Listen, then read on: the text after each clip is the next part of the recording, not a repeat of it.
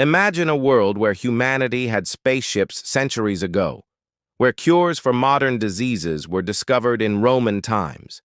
This isn't science fiction. It's a world that might have been, if not for the loss of one incredible place, the Library of Alexandria. Today, we are journeying back in time to explore the story of the greatest repository of knowledge in the ancient world and the mystery of its tragic demise. So, what exactly was the Library of Alexandria?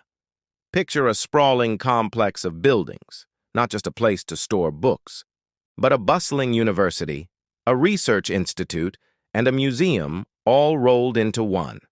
It was founded around the 3rd century BC in Alexandria, a vibrant multicultural city in Egypt founded by Alexander the Great. The ruling dynasty, the Ptolemies, wanted to make Alexandria the intellectual capital of the world. And how do you do that? You gather all the knowledge in existence. Their ambition was astounding. The Ptolemies were obsessed with collecting scrolls. They sent agents across the known world to buy or copy any book they could find. A famous story tells us that any ship docking in Alexandria's harbor had to surrender its books. They were taken to the library, copied by professional scribes, and then the copies were returned to the owners while the originals were kept. Can you imagine that law today? Every time you enter a city, you have to hand over your Kindle? This relentless pursuit of knowledge meant the library's collection grew at an incredible rate. Estimates vary, but it's believed the library held anywhere from 40,000 to over 400,000 papyrus scrolls. That's an immense number for the ancient world. And these weren't just any scrolls. They contained the works of Homer, Plato, and Aristotle. They held plays by Sophocles and Euripides, some of which are now lost to us forever. There were texts on mathematics, astronomy, medicine, engineering, geography, and history. It was the complete knowledge of the Greek world, combined with wisdom from Egypt, Persia, India, and even parts of Africa. The library wasn't just a warehouse for scrolls. It was a living, breathing center of intellectual life. The greatest minds of the age were invited to live and work there, all expenses paid by the pharaoh. Think of it as a permanent, all-inclusive academic conference. Scholars like Euclid, the father of geometry, worked there.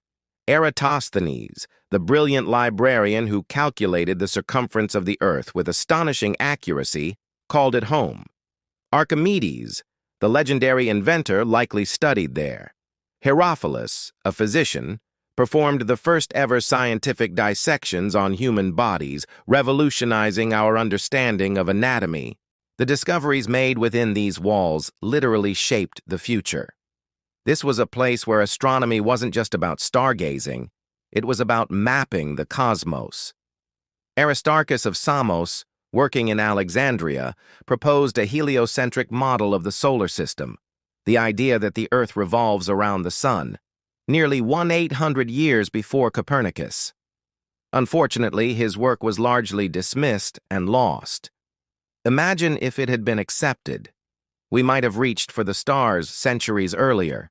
The library was a hub of innovation. Engineers like Hero of Alexandria created early steam engines and vending machines. It was a place where the theoretical and the practical came together, pushing the boundaries of what was thought possible. But the story of the Library of Alexandria is ultimately a tragedy. How could such a monumental institution, the pinnacle of human intellect, simply vanish? The truth is, it wasn't a single event. It was a slow, painful death by 1,000 cuts, spanning centuries of political turmoil, neglect, and conflict. The first major blow came in 48 BC. Julius Caesar was in Alexandria, caught in a civil war.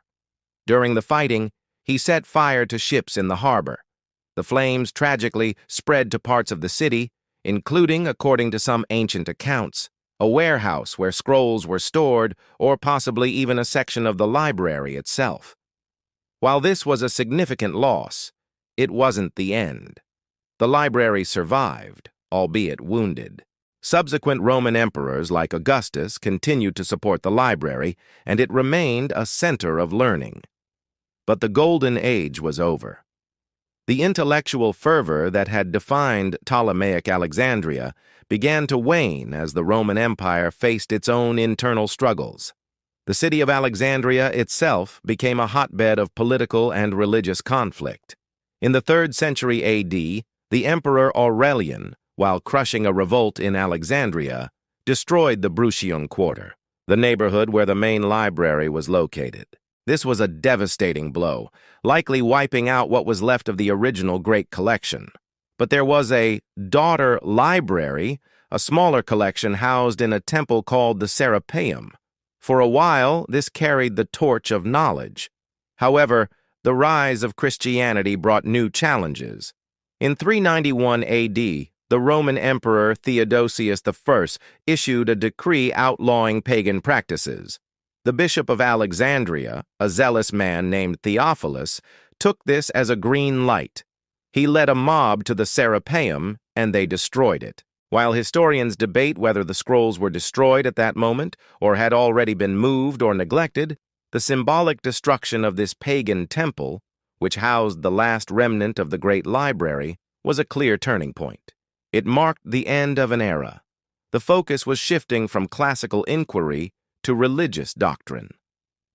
The final, and perhaps most controversial chapter in the library's destruction is attributed to the Arab conquest of Egypt in 642 AD. A later story, written several centuries after the event, claims that the commanding general asked the caliph what to do with the books. The caliph supposedly replied, "If what is written in them agrees with the Quran, they are not required. If it disagrees, they are not desired. Destroy them." According to this legend, the scrolls were then used as fuel to heat Alexandria's bathhouses for 6 months. Most modern historians, however, view this story as a fabrication, a piece of propaganda written long after the fact. It's highly unlikely that a significant collection of scrolls even existed by that time. The library had already faded into history, a ghost of its former self. So what did we lose? It's impossible to know for sure, and that's the most heartbreaking part.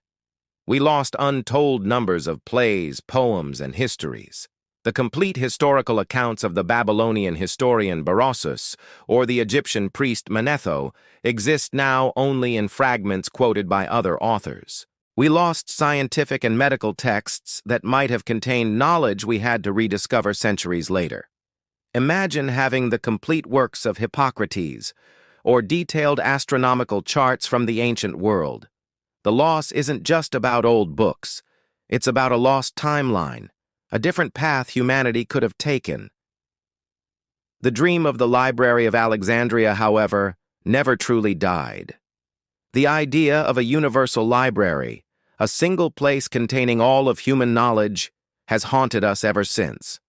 It inspired the encyclopedists of the Enlightenment, and it lives on today in projects like Google Books and the Internet Archive.